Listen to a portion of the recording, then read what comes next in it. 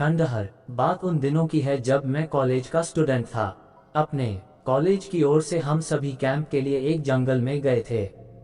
हल्की ठंड थी, अतः रात में हम सब ने पूरी रात कैंप फायर के साथ डांस करने, गाने आदि का प्रोग्राम तय किया। मुझे और सभी साथियों को कैंप फायर के लिए लकड़ियां इकट्ठी करने का भार सौंपा गया। मैं निकला तो सबके साथ ही, लेकिन जंगल के प्राकृतिक सौंदर्य में भटकता हुआ अकेले बहुत दूर कहीं निकल गया। अचानक आसमान बादलों से भर गया और गरज के साथ बारिश होने लगी। बादलों के लगातार गरजने से मैं पेड़ के नीचे खड़ा रहना मुनासिब न समझ आसपास किसी घर की तलाश में एक दिशा में भागने लगा। मुझे कुछ ही दूरी पर एक लाल ईंटों से बनी शानदार बिल्डिंग नजर आई। बिल्डिंग रोशनी से पूरी नहाई हुई थी और उसमें ढेर सारे लोग हैं, ऐसा दूर से ही लग रहा था।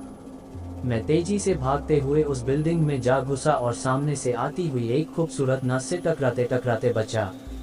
नर्स ने मुझे घूर कर देखते हुए कहा, गए हो, सर्दी लग जाएगी, बहुत अधिक भीग। उधर बाईं ओर एक स्टोर रूम है, वहां जाकर जो भी मिले उससे कहना सिस्टर जूलिया ने दूसरे सूखे और साफ कपड़े मुझे देने को कहा है, वह तुम्हें कपड़े दे देगा। मैं हक्का बक्का मुंह फाड़े सिस्टर जूलिया को देखता रहा। मुझे एकदम से यह समझ नहीं आया कि मैं क्या करूं। मेरी स्थिति देखकर सिस्टर जूलिया खिलखिलाकर हंस पड़ी और बोली, पहले तो तुम अपना मुंह बंद करो वरना मुंह में मच्छर घुस जाएंगे, और अब जाकर वैसा ही करो जैसा मैंने कहा है। मैं हल्के से हाँ में सर हिला सिस्टर की बताई दिशा में जाने को मुड़ गया। अभी कुछ 10 कदम ही चला होऊंगा कि मेरे कंधे पर किसी ने हाथ रखा। मैं चौंक कर पीछे मुड़ा और अपने सामने आर्मी की वर्दी में एक युवक को खड़ा मुस्कुराता पाया। मेरे चेहरे पर आश्चर्य का बादल अपना घर बना चुका था, जिसे देखते ही उस युवक को हंसी आ गई। उसने धीमे किंतु दृढ़ स्वर में कहा, मैं कैप्टन विनोद हूं और यह हमारे देश की आर्मी का हॉस्पिटल है।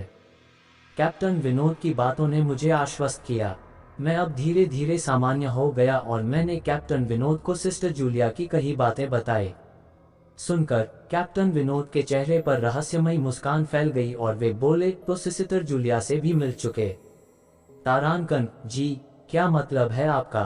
कुछ नहीं, चलो मैं तुम्हें सूखे कपड़े देता हूँ, चेंज कर लो, नहीं तो सच में सर्दी लग जाएगी।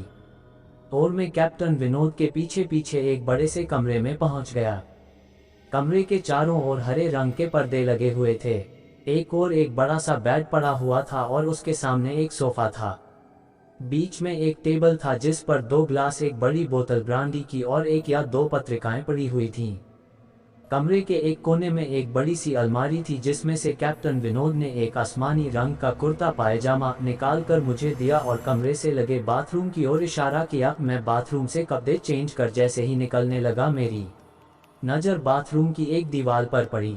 वह खून के छींटों से भारी हुई थी। ये देखकर मैं घबरा गया और जल्दी से बाहर निकलने को मुद्दा कि बाथरूम में लगे आईने में खुद को ही देखकर चौंक गया। आईने में मेरा पूरा शरीर तो नजर आ रहा था, लेकिन मेरे शरीर पर से मेरा सर गायब था। अब मुझे डर लगने लगा और मैं हड़बड़ाकर बाथरूम से निकल गया। मुझे इस तरह बाहर निकलते देख कैप्टन विनोद ने हंसकर पूछा, क्या हुआ? अरे हाँ, तुमने तो अब तक मुझे अपना नाम ही नहीं बताया। कहाँ जाओगे? बाहर बहुत तेज बारिश हो रही है। लेकिन तुम जाना क्यों चाहने लगे अचानक, यह मैं समझ नहीं पा रहा हूँ। कैप्टन विनोद, आपकी बाथरूम की एक दीवार पूरी खून के छींटों से भरी हुई है और आपके बाथरूम में लगा आईना भी कुछ अजीब सा है। उसमें मुझे मेरा पूरा शरीर तो दिखाई दिया, लेकिन मेरा सर ही गायब था। मैं अब बिल्कुल भी नहीं रुकूंगा, यहाँ बारिश में ही भीगता हुआ अपने कैंप तक जाऊंगा। कहते हुए मैं कमरे से बाहर जाने वाले दरवाजे की ओर बढ़ा। रुको, तभी कैप्टन विनोद की कड़कती आवाज गूंजी, तो तुमने सब कुछ देख ही लिया? जी, क्या मतलब है आपका? मेरी आवाज में डर भर गया था। मतलब चाहे जो हो, तुम तब तक यहाँ से नहीं जा सकते जब तक मैं तुम्हें कुछ बता न दूं। काका, क्या बताना चाहते हैं आप, जो आज तक कोई न जान सका? तारांकन, जो आज तक कोई न जान सका वह मैं जानकर क्या करूंगा? प्लीज अब मुझे जाने दें। मैं डर से रुआंसा हो गया। नहीं, बिल्कुल भी नहीं, और तुम्हें मुझसे डरने की भी कोई जरूरत नहीं। सैनिक सबकी रक्षा के लिए होते हैं। मैं भी तुम्हारी सुरक्षा ही कर रहा हूँ। कैप्टन विनोद के स्वर में कोमलता थी। आओ मेरे साथ इस सोफे पर बैठ जाओ, मैं तुम्हें एक कहानी सुनाता हूँ। कहानी खत्म होते ही मैं तुम्हें तुम्हारे कैंप तक जीप से छोड़ आऊंगा। वैसे भी तुम अपने साथियों से काफी आगे निकल आए हो, वहां तक तुम अब चलते हुए शायद पहुंच ना पाओ। कैप्टन विनोद के स्वर में जाने कैसी आश्वस्ति थी। मैं जाकर उनके बगल में बैठ गया। कैप्टन विनोद ने कहना शुरू किया, दुश्मनों ने धोखे से हमारे अस्पताल को अपना निशाना बनाया। दुश्मन देश के 2 सैनिक हमारे सैनिक के वेश में एक हमारे ही घायल सैनिक को लेकर आए। वह घायल था और हमारे देश की सेना ने उसे बहुत ढूंढा लेकिन नहीं मिला था। शायद साजिश के तहत उसे घायल होते ही घुसपैठियों ने कहीं छुपा दिया था। अचानक अपने खोए सैनिक को अपने हॉस्पिटल में पा सभी खुश हो गए और बिना अधिक पड़ताल किए हॉस्पिटल के गेस्ट रूम में घायल को लेकर आने वाले छद्म वेशधारियों को ठहरने की इजाजत दे दी गई। अभी उस सैनिक का इलाज चल ही रहा था कि जोरों का ब्लास्ट हुआ और पूरा हॉस्पिटल एक पल में खंडहर में तब्दील हो गया। लेकिन हॉस्पिटल तो अपनी शानदार स्थिति में खड़ा है। मेरी बातों को अनसुना कर कैप्टन विनोद ने अपनी बात जारी रखी, कोई नहीं बचा उस ब्लास्ट में। दीवार पर पड़े खून के छींटे भी उसी ब्लास्ट में मारे गए हॉस्पिटल के कर्मचारियों के हैं।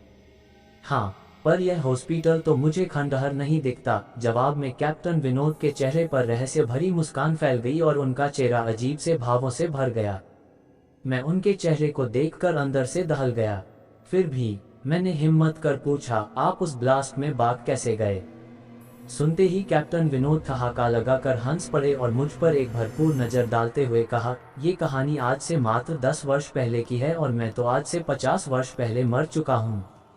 इसके आगे उन्होंने क्या कहा मुझे कुछ नहीं मालूम। चेहरे पर गीलेपन का एहसास जब काफी हुआ तो मैं जैसे नींद से जागा। मुझे घेरे हुए मेरे सभी सहपाठी और टीचर खड़े थे। मेरे आंख खोलते ही मेरे सर ने कहा, थैंक गॉड, तुम्हें योजक चिन्ह होश आ गया। तो क्या मैं बेहोश था?